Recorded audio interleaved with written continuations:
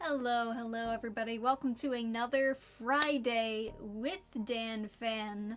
I hope you've all been having a great week so far, perhaps even a fantastic week. I have been trying to move around some stuff in the background. I don't know if it's very noticeable.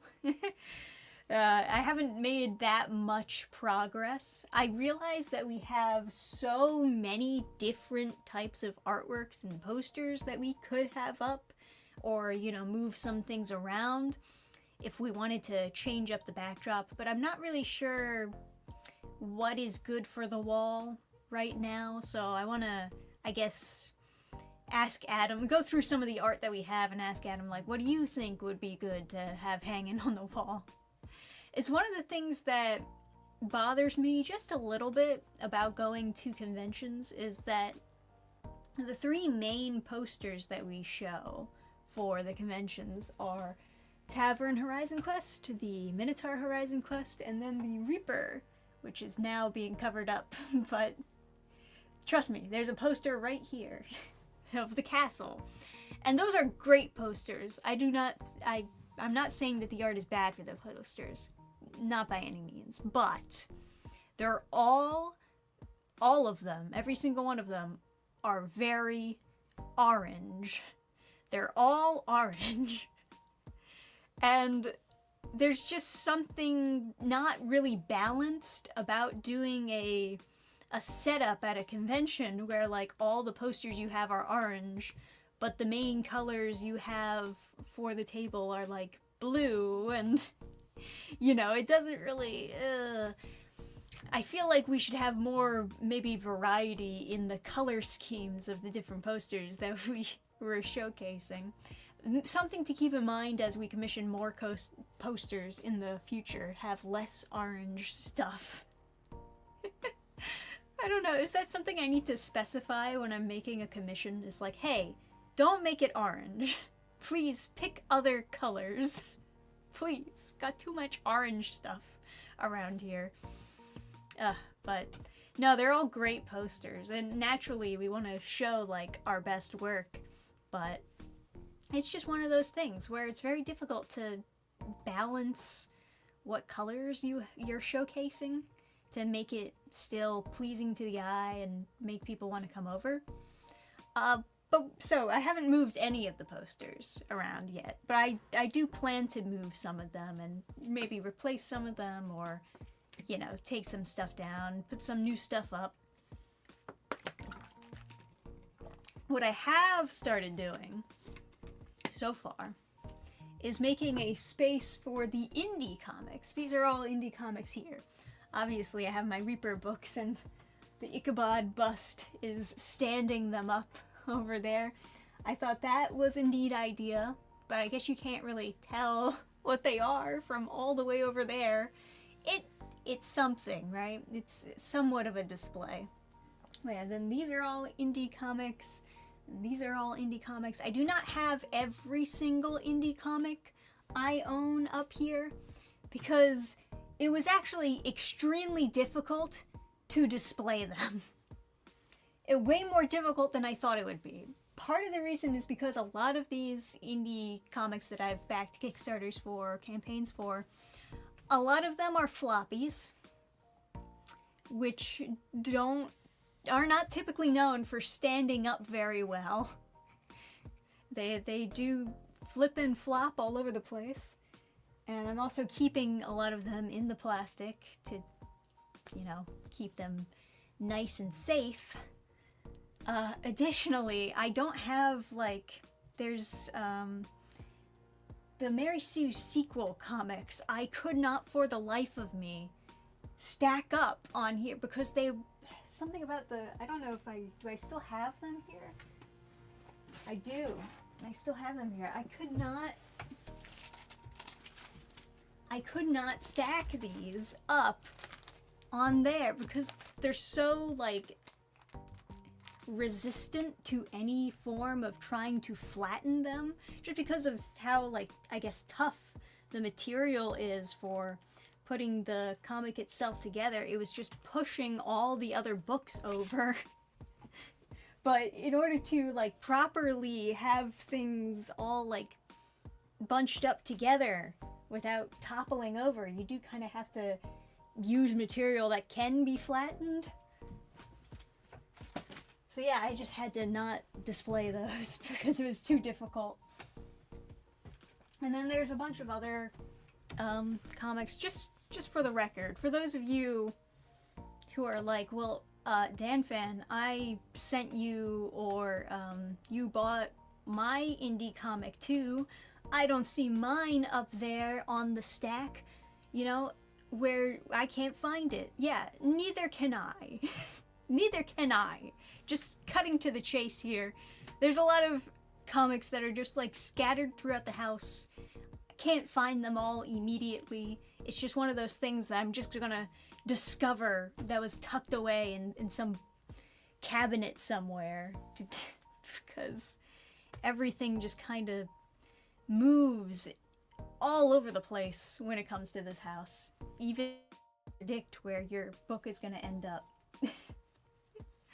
But yeah, no complaints is what I'm saying. No complaints in the comments section if you don't have your indie comic stacked up here. I don't even think you can really tell what indie comics are what just based on this.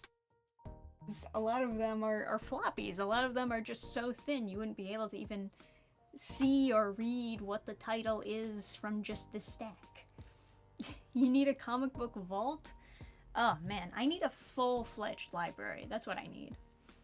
I need to clear all the books that we don't want off of this bookshelf, and then I could actually have books that we like on the bookshelf. But that's a whole other discussion.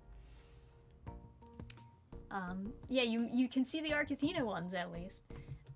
Those were a little bit easier because they're hardcover actually. I can stack them upwards and they'll be like, for the most part, very sturdy to help keep these stacked, you know, horizontal. But yeah, that's essentially, that was my plan anyways. I like have the hardcover books over here, keeping this side up, and then I have a bunch of treading waters over here, keeping this side up. I don't know, maybe I should, because I got some manga over here, but they're kind of random manga that I picked out, just, you know, I have other better manga maybe to display. But maybe I should take out some of these treading waters and move the manga over so that you can actually somewhat see the manga. Because I'm going to be right here the whole time, so I'm just going to be covering all of this stuff up. It's so difficult. People don't even try to put in any appreciation to what it takes to balance a background for your YouTube channel. There's all this extra thought put into it. And it is quite difficult finding that balance. But we'll figure it out eventually. Is Cthulhu misbehaving? No. Cthulhu is fine. He's resting right now. Man. Probably need an old school comic stand that you sometimes see in specific stores. Yeah, the space for one might be an issue. You're right about that. Space is a huge problem because right now I'm just kind of shoved in a corner.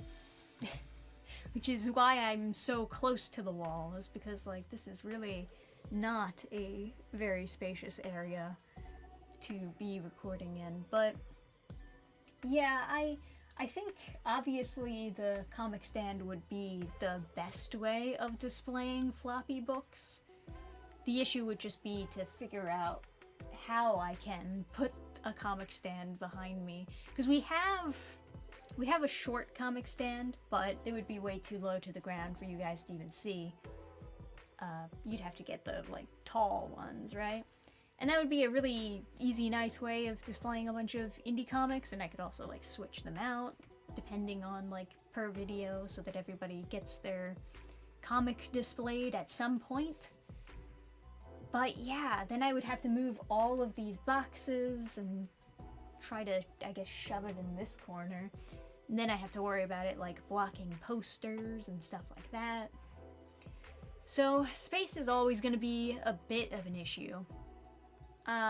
It's a problem I would like to solve, of course. Let's see, donate what books you don't read to your library. Yes, I know. A lot of the books that I don't like or don't read, I usually do give away to the VBA. Unless there's, like, I guess, something about it that's redeemable in some way that makes me want to hang on to it. You know, sentimental value, for example. But there's a lot of, I mean, most of the books up here are not my books. A lot of them are Adam's. And, you know, it's up to him to choose which books he would want to get rid of or keep. So it's a little bit more tricky in that regard.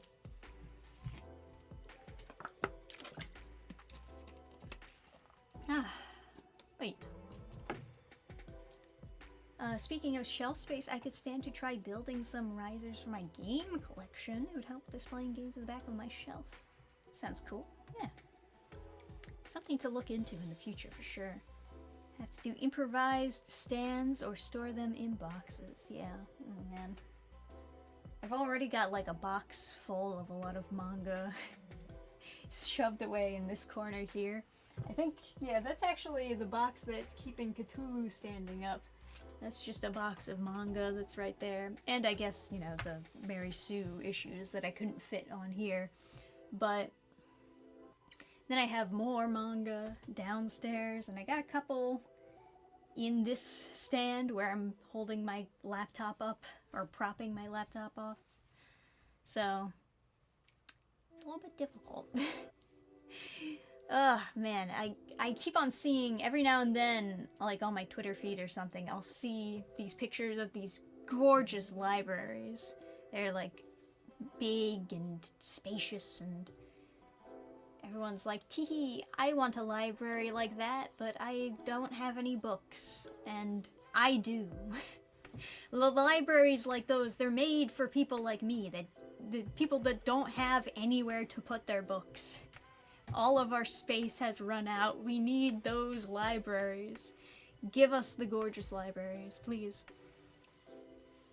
That would be a nice change of pace. If in the future I get a nice house and I can just record videos actually in my library, I can display everyone's book that way because there's like unlimited shelf space. That would be pretty cool.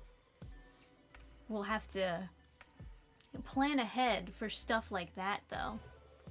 But yeah, sorry if the lighting is a little bit dim for this video. It is very cloudy outside, very rainy. Unfortunate because yesterday it was actually fantastic weather. It was very sunny, but it's kind of been one of those things where it's been like rainy, sunny, depending on, you know, interchanging throughout the... I guess that is pretty normal though for spring weather. It tends to go back and forth. You get those spring showers and then it gets summer, sunny again. But yeah, how has been your week, guys? What has been new in the news? I do know one thing that has been new, or I guess two things. Neither of them are really good news though. So I don't know how interested you'd be in hearing about like somewhat negative news, but I do know, for those of you who follow MJ Tanner, they're twins who do like kind of a pop culture style of YouTube channel, similar to, I guess, what my channel was more like back in the day before I decided to just focus on like a lot of comics and manga stuff. She makes pretty good videos, or they make pretty good videos, but recently they had their channel hacked. It was a phishing scheme, actually. So they thought they were signing up for a Skillshare sponsorship, but it was actually just taking their information, their login information, right? Because it's like, oh, log in to this site, and then they try to log in and it doesn't work, and they're like, oh, well, I guess it didn't work. I guess I'll email them about that later. But in actuality, it just like took their login information and then used it to log into their account and change all the details, and it's a whole thing. It's a whole thing. You gotta be really careful if you do YouTube when it comes to these sponsorship emails, because a lot of them are scams, you know? A lot of them are not legit. The thing that you have to look out for the most is what comes after the @ symbol in the email. What comes after the @ symbol is one of the most important parts, because if it's from the official site, it'll just be the official web domain. It'll just be Skillshare.com. No, nothing else. Nothing else but Skillshare.com. No slash info, no slash, nothing. After the @ symbol, it should just be Skillshare.com. If it's info at Skillshare.com, that's a much more legitimate email than being Susie at info/Skillshare.com. I know it's a little bit confusing when I'm verbalizing this, but try to understand if you don't want to get scammed, I guess. But yeah, that was very unfortunate to hear about that, because she hasn't been able to get her YouTube account back just yet. So she made a new one and she's re-uploading like a couple videos there, which gotta be really frustrating to have to essentially start from scratch because you can't get your original YouTube channel back. And I don't know what's going to go on with her comic series that they were trying to do, because, you know, I think they had all the comic pages uploaded on the Google Drive, which was taken with the entire Google account. It's, you know, I mean, maybe the artist has like all the comic page. Maybe not everything is completely lost, right? But it's still very frustrating. That's still like very stressful. A whole stressful situation there. Oh man.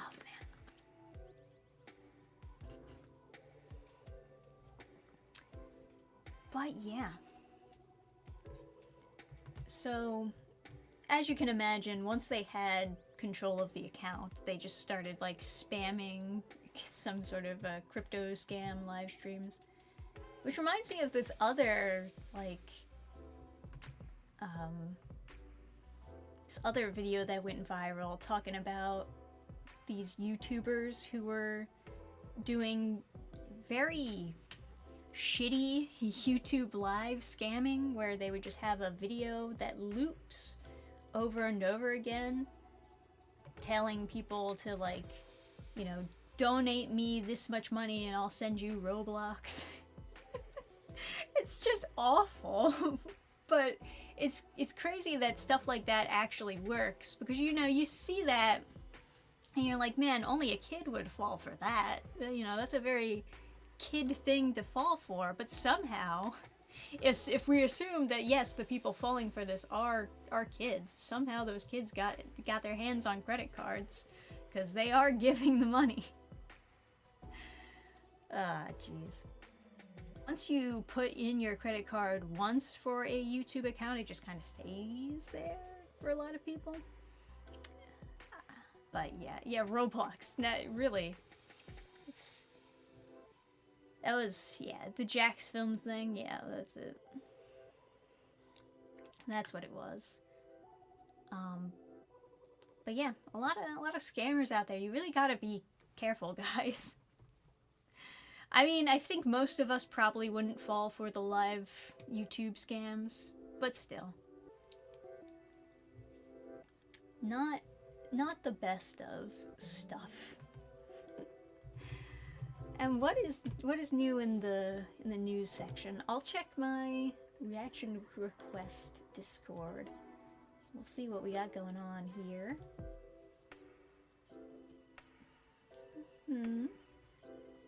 Oh, okay. We've got Common America Project X. That's interesting. Nanji is saying that they might be announcing an animated project. I mean, it wouldn't surprise me. They've already done, like, animated shorts, so that would certainly be super cool. But right now it's just called Common America Project X. I don't know what the naming would signify for Project X. Does that mean it's gonna be something specifically on X? Specifically on, like, previously known as Twitter, the social media website? It looks like they're going to be funding something. But whatever this project entails, we'll hear all about at this year's San Diego Comic-Con. Very interesting. I don't know. It wouldn't surprise me if they were going to try to do an animated project. It seems like right up their alley. Do something like that.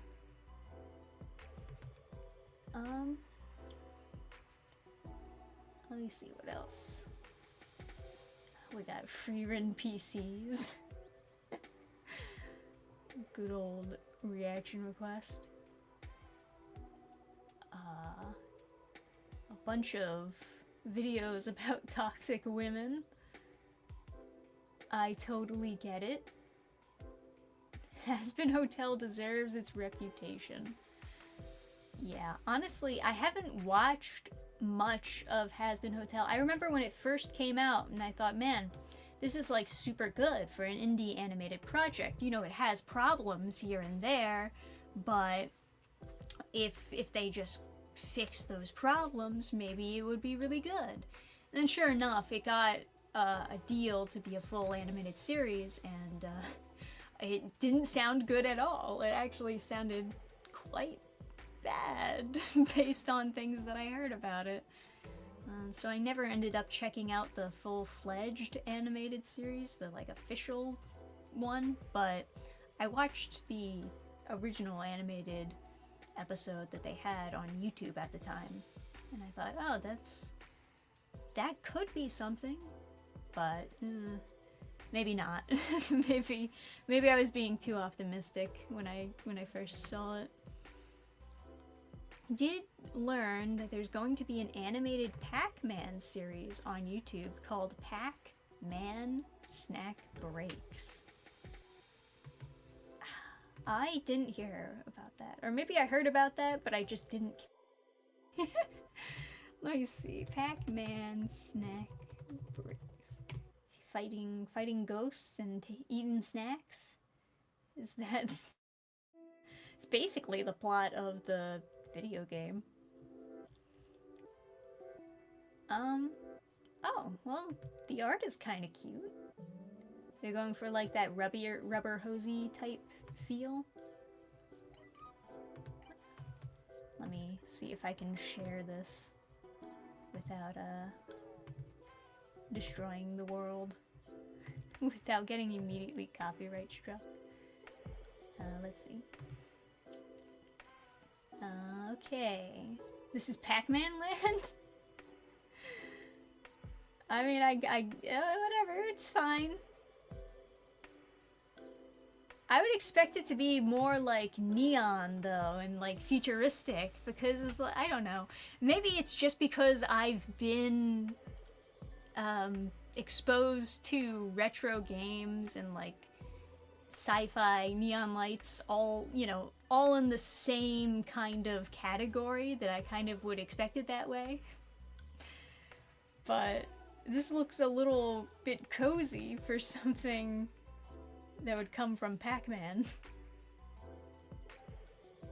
Oh, he's got the cherries. Okay. Oh, he rolls. He rolls like Sonic the Hedgehog. Oh, there we go. There's the Neon Light City. Okay. So he's just a humble Pac-Man from like Cozy Town, USA. And he goes to The super neon light. That's cute. Okay, that's not terrible. I don't hate it just yet. We'll see, right? We'll see how long it takes until I hate it. Right now, that's kind of, that's not terrible. Let's see. Is there a description of this I can read? Let's see. Follows Pac-Man as he leaves Pac Village for the fast-paced neon sprawl of New Pac City, where everyday life bursts into high-speed, snack-fueled adventures, with Team Ghost always on his tail. What is Team Ghost? Is it like the Ghost Mafia trying to collect money from him? Pac-Man's boundless optimism is the ultimate power-up. You know what? Fuck it. That sounds cute. That's fine. I'm not gonna be a hater. That sounds cute. It could be good. Who knows, right? It's making me think about that CGI Pac-Man show. Well, it's not hideous. The art is fairly like cute, and if they're going for a more optimistic, child-friendly Pac-Man, I think that they hit the nail on the head based on the visuals of that trailer. So it's not too bad. First episode comes out on the 22nd. Yeah, I guess that's not too far away. You know, most of what I've been watching actually is I've been checking out some anime that I've said that I'm gonna be checking out. I'm a little bit disappointed in myself, right? Because years ago, I think literally on one of these live streams, I said I was going to read the manga for Daemons of the Shadow Realm. I said I was going to do it. I never read the manga. Instead, the anime came out this year, well, it's still coming out this year, and only now am I like watching the anime. I'm a normie. I'm a freaking normie. I'm watching the anime when I said I was going to read the manga years ago. But no, I've been enjoying it so far, actually. I think it's pretty good so far. There's a little bit of a maybe tonal imbalance. Maybe it's just the directing of the anime itself, but it's got a really bad shift from screaming comedy to serious and like gore and, you know, that type of stuff. But I don't know if that's just because I've been watching the dub, right? And the dub has a history of screaming equals funny type of translations. I don't know if it's like that originally in the Japanese version, or if it's supposed to be like that in the manga version. All the more reason why I should have read the manga first, but I'm a normie, as it turns out. But yeah, you'll just have characters all of a sudden start screaming like a banshee, because I guess it's supposed to be like funny that they're like, oh no, type of reactions to stuff. And it's not like what they're saying is absurd or anything. You know, you can say something like sarcastic or goofy while being in a serious situation, but the way you deliver the lines is what makes it feel like you're trying to be like over the top. I guess you're trying to be really funny and loud when it doesn't fit with the scene at all, you know? Especially when you have like these really dramatic, gory horror scenes, and then like a character's like just starts balking like a bird, you know? It's like, man, this doesn't fit here. But that could just be how they're handling the dub. I'm not 100% sure, right? I have to look at other sources to compare to see like what is the issue here, because it's not the lines, it's not what they're saying itself. It's specifically how they're delivering it that's so over-the-top goofy. But I guess Full Metal Alchemist also, like, does this kind of thing sometimes. maybe Funimation is, or whoever is dubbing it, I just assumed it was Funimation, but maybe it's something else. Whoever's dubbing it maybe is looking at how Fullmetal Alchemist was done, and they're like, yeah, he should be like Edward, where he screeches a lot and is goofy. And they're just not taking into account, like, if it's appropriate for the scene for him to be yelling that much. I'm not sure. But the actual anime itself, it's not bad. It's not actually written poorly. It is very interesting. It has like immediately like a very interesting and mysterious first episode that I enjoyed. And I've been keeping up with it to see where it goes. So hopefully it keeps up the consistency of being good and doesn't go anywhere bad. But I guess once the anime is done, I'll probably start reading the manga and let you know from there if I think it's good. Maybe I'll do a video review of it. Do a full series review. Is it still ongoing, actually? Because it might be kind of... Demons of the Shadow Realm. Such a cool title. It's gotta be a super... Yeah, so it's not originally called that. I knew it wasn't fucking that. I knew it wasn't fucking originally called Demons of the Shadow Realm. That's such a... It sounds cool, right? But it also just sounds... It makes me think of Yu-Gi-Oh! Because of the Shadow Realm, right? It is a very localized title. So the original title directly would translate to something like pairs from the underworld, or I guess maybe twins from the underworld, because it is kind of about twins, but whatever. They're saying pairs from the underworld is a more accurate translation. And then they translated it to Demons of the Shadow Realm. I guess it's not like the worst localization. It is somewhat close. But yeah, it is kind of missing that pairs, you know, comes in twos type of theme that the series is overall going for. Okay, so the manga is still ongoing. So we've yet to see how this story is going to end. Maybe it's gonna be super great. I don't know. I don't 100% know yet, but it has my interest. There are plenty of things that started off with my interest that lost my interest very quickly.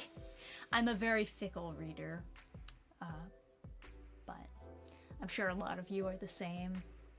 A lot of people will drop something immediately after season 1 because they just assume that season 2 is going to be bad, or maybe they just don't care enough about it to check out the second season when it comes out. I don't know. It depends, right? Especially with a lot of series from the West, it's always assumed that the second season is gonna suck. And it's almost always true.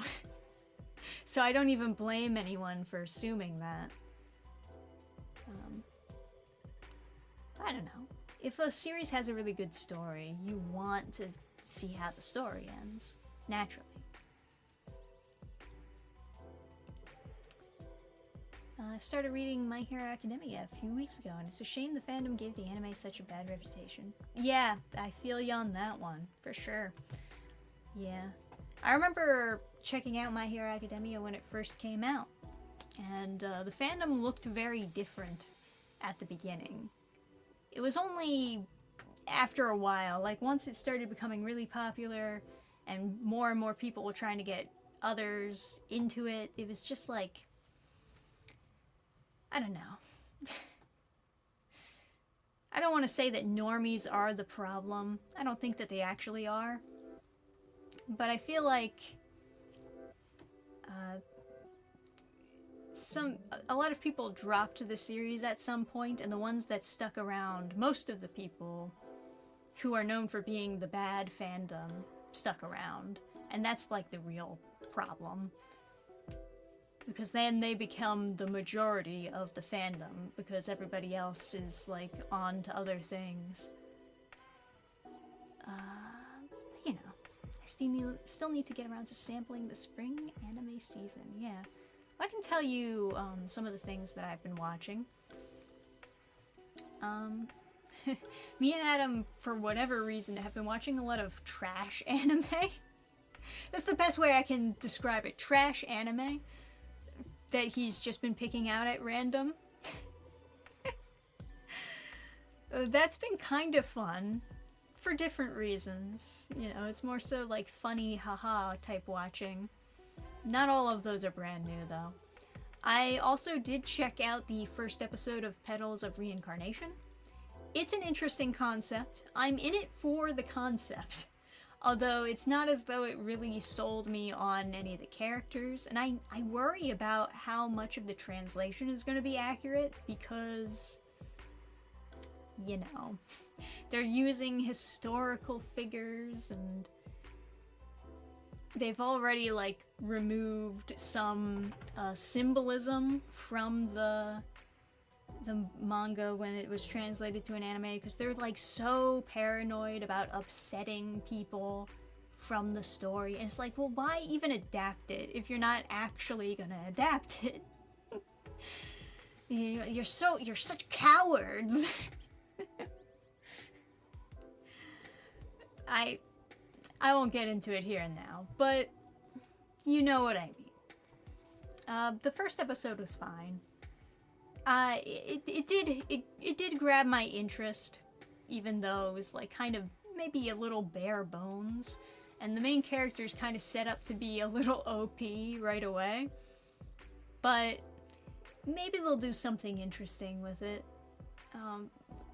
Because it's also like kind of implied that the main character is maybe a little villainous, you know, a little more not the typical hero type. I mean, maybe episode 2 he just straight up turns into a villain and then the main character is somebody else. I don't know. I only saw episode 1, so there's still a lot that can happen.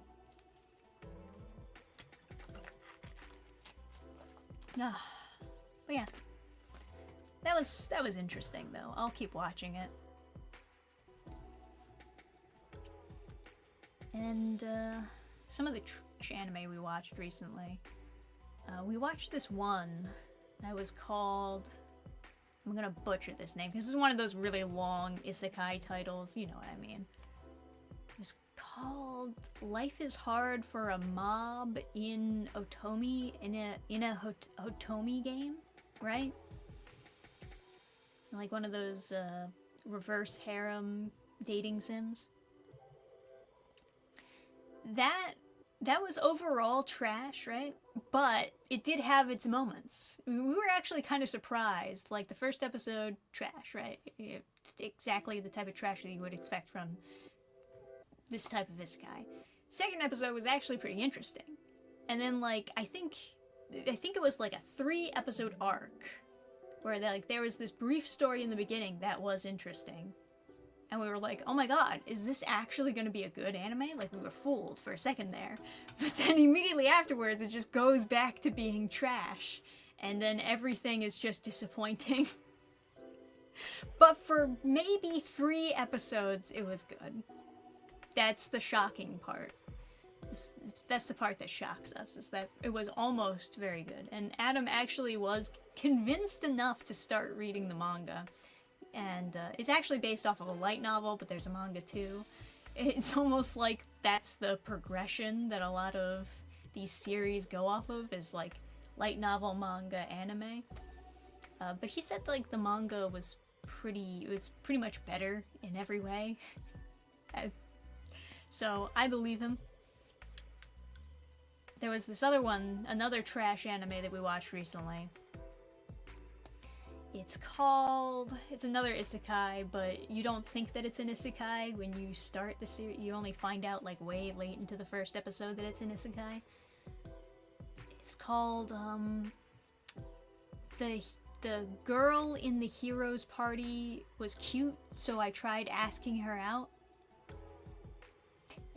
These titles are so stupid, I know, because it's basically just a sentence, but that's pretty much what it's called.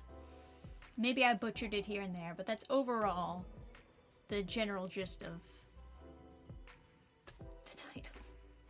And that has been interesting for the concept only. Once again, it is just interesting for the concept. The writing is not very good at all, and it's just a shame to watch like an interesting concept not utilized in a good way. It's just really boring. Really boring and like kinda immature writing. We're a couple episodes in at this point. I'm not even convinced it's gonna get better. So maybe we'll drop that. I don't know. Let's see. I'm only a couple chapters in, but there's a bunch of details that were missing that improve stuff, but then also some of how the anime did exposition is better. Okay, so he's talking about the Otomi game trash isekai that I mentioned before.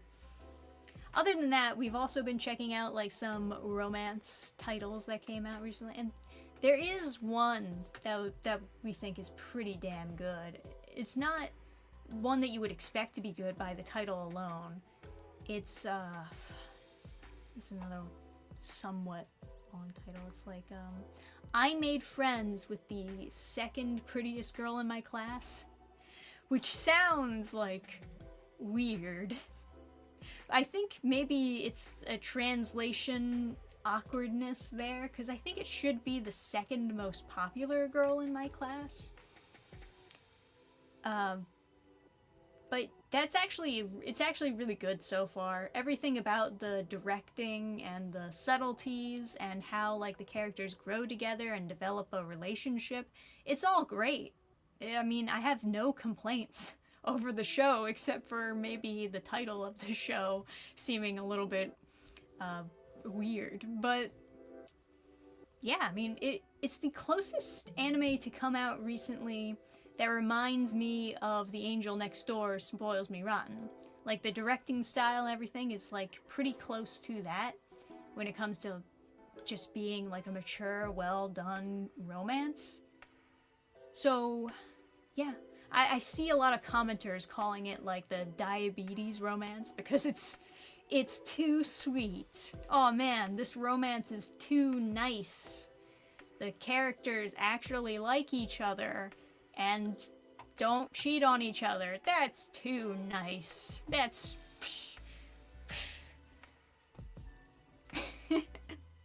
Actually, Queenie-chan kinda...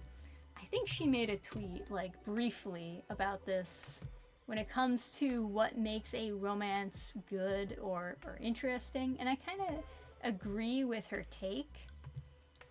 So let me give you some... Let me show you other mangaka who agree with me, because I value their opinions more.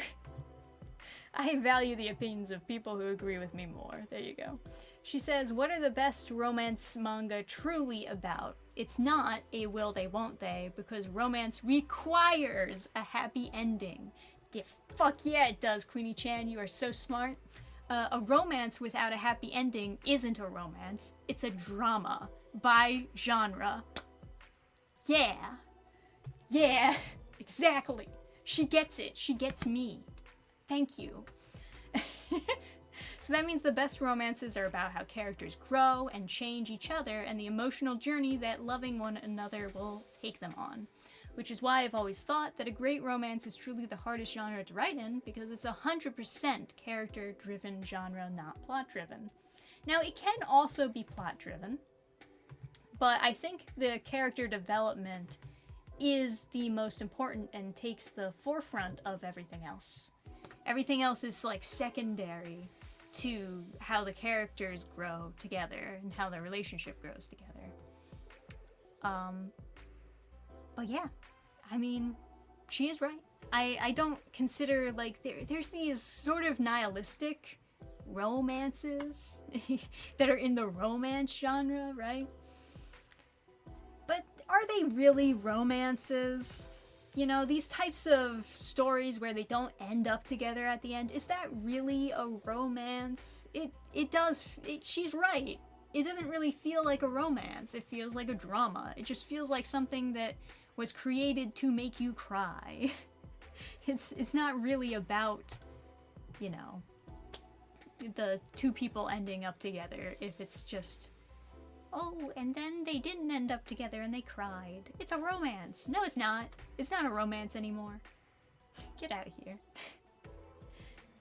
It's like, oh yeah, the second most popular girl is great so far. Yeah, it's a pretty great anime. I was pleasantly surprised because I was fooled by the title into thinking maybe it would be weird. It wasn't weird. It was completely, it's one of the more normal romance anime out there. Side by Side by Angel Next Door.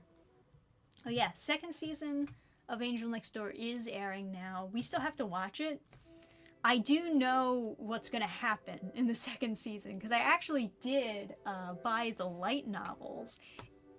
The only time where I've gone out of my way to buy the light novels to immediately figure out what happens next in a series.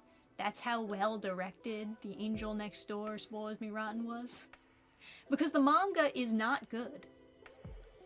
I know, it's shocking. But the manga is not good. The anime is fantastic. And the light novels are okay. They're alright. I'm reading the light novels now, and even as I'm reading them, I'm thinking to myself, the anime is probably gonna do this better. But the anime is very close to what the light novels originally had written. It's much closer to that than it is with whatever the heck the manga tried. The person doing the manga was just kind of going off the handle, doing their own thing. It was not that great. But a lot of the time, when it comes to the light novel versus manga versus anime, I usually think that the manga is the best. Usually, out of like the three.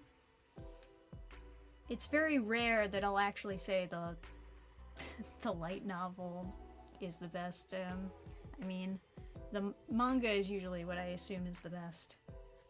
But then again, I guess I don't really read a lot of light novels, so I do have maybe a bias against them.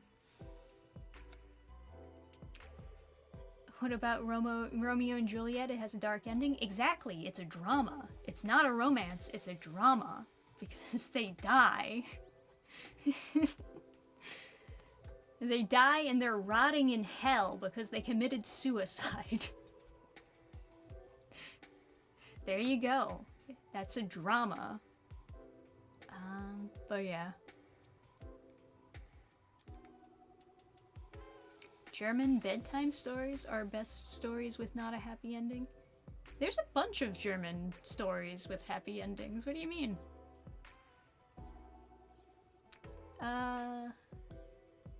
There's a lot of toxic relationships in media these days, almost like today's authors have never had any real friends. I mean, maybe. Sometimes it does kind of just feel like sometimes romances are like written by people who are just kind of trying to imagine what a romance would be like. Or what a relationship would be like, I should specify. Like, sometimes it does feel like they're just kind of guessing when it comes to, oh, what kind of drama would happen? What kind of problems would a relationship have? And when you're just swinging in the dark, you don't actually know what obstacles a couple has to go through. You end up writing psychopaths who just argue about really stupid shit because the writer is just trying to create drama out of nothing. Oh man, I remember I was reading, I'm pretty sure it was a DC Pride. It was DC Pride comic one of the things that they threw in there is like, oh, we're, you know, two people that are in a relationship. They're like, oh, we had that fight last night.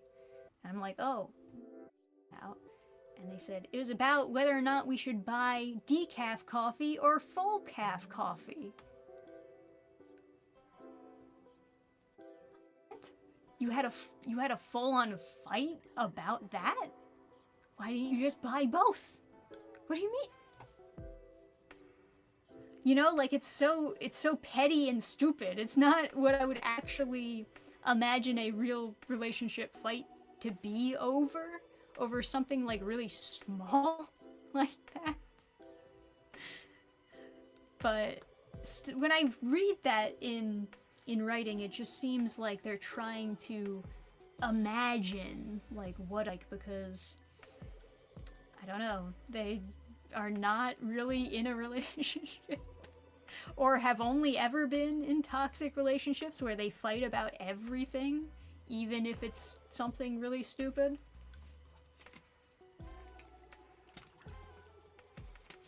Yeah. If you're fighting about that, you should probably switch to decaf. Yeah, maybe a little bit too much caffeine in your system. Yeah, you gotta be like a real addict, right? I need my full calf. Oh my god. I can understand wanting relationships to have some tensions, but there's a limit to it. Absolutely. No, absolutely. I mean, you can still write it to be interesting. You don't have to have people in a relationship in your romance book, you know, comic, whatever you're writing. You don't have to make them into bad people in order to have tension in the relationship. There's a lot of, especially exterior problems that can happen that can strain a relationship. And that's something that I don't see maybe as much of in some of in a lot of these maybe more generic romances that get thrown about, especially like webcomic romances. Normally, what I see from a lot of them, this includes manga like josei and stuff like that, a lot of what they introduce as being the tension builder or the drama creator in the relationship has to do with some other guy appearing or some other girl appearing, and then it turning into somewhat of a love triangle thing where you're trying, this new character is trying to take away or break up the current relationship, and then that creates tension, right? And it's not like that can't happen, but that's not the only thing that can happen to create any kind of tension.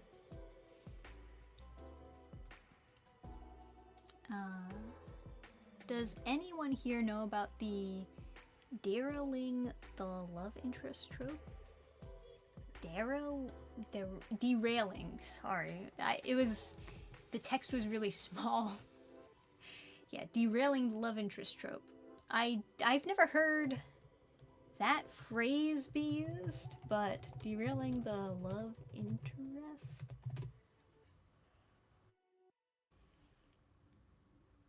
Oh man, my internet really sucks. It's a narrative where the romantic rival or secondary love interest is abruptly transformed into a jerk ass, thanks AI, or villain to justify the protagonist returning to their original partner. I see. I do know of that trope. It's garbage. It's not great.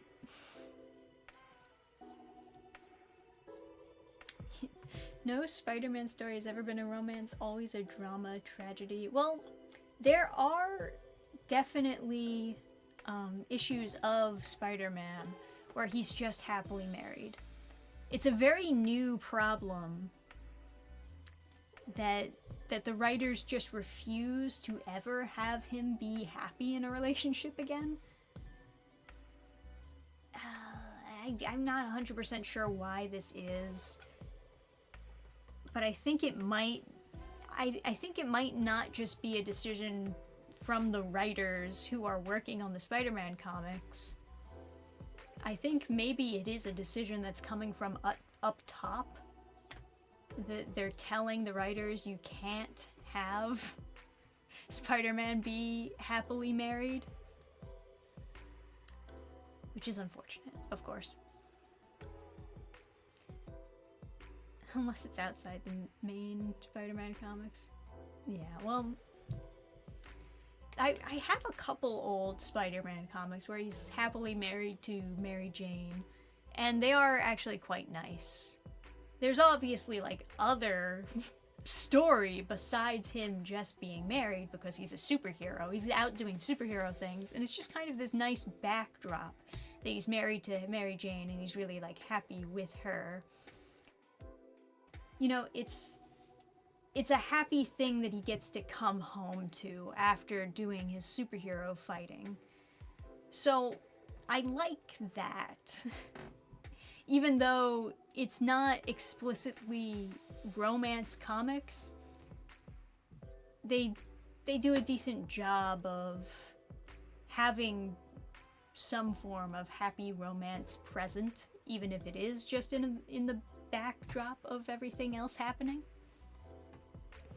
Anyway, guys, I guess I've ranted about, like, all this different writing things and different anime I'm watching and whatnot, but we are kind of at the end of the live stream at this moment, so I guess I should be wrapping it up. But yeah, maybe I'll start moving around some of the... Maybe there's a better way I can display the indie comics, because I do like being able to display somewhat of an indie comic showcase in the background. You know, just to, I guess, show people and be like, hey, look, we support indie comics here. We support you out there, you know. But it is giving me trouble when it comes to actually figuring out how to display everything. So I definitely gotta figure that. But yeah, lots of good anime have been coming out this year, especially, I think. I don't know if people are that interested in me doing anime reviews, but I do have a kind of, I guess, review-ish video coming out next week, coming up. I guess it'll be a Wednesday upload, because I don't think anyone ever told me whether or not they cared about which day of the week I upload on, so I guess it'll be another Wednesday upload. I'm surprised the last video didn't get more views. I don't know if that has to do with thumbnail or if it's just because it's a YouTube collab, if that hurts it in any way. I don't know how YouTube algorithm stuff works, but the anime song challenge was fun.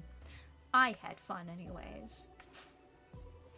But yeah, next week it's gonna be about an anime that had a reboot, and I'm gonna be talking about both the original anime and the reboot, kind of giving my thoughts on it. I think it'll be interesting when that video comes out, though. After that, I'll go back to the cringe read-throughs. So, for those of you who enjoyed the Nubia read-through, congratulations, you will have more cringe read-throughs coming out soon. Until then, guys, I'll sign off here. But have a great rest of your Friday, a fantastic rest of your Friday, in fact. And, happy Mother's Day to all the mothers out there. For all the sons who don't know that Mother's Day is coming up, this is your last chance to go out and buy your mom a card. Because it's coming up on Sunday. But, yeah. Thank you guys for watching another fantastic Friday with Dannphan. I'll see you next time, guys. Bye! Bye.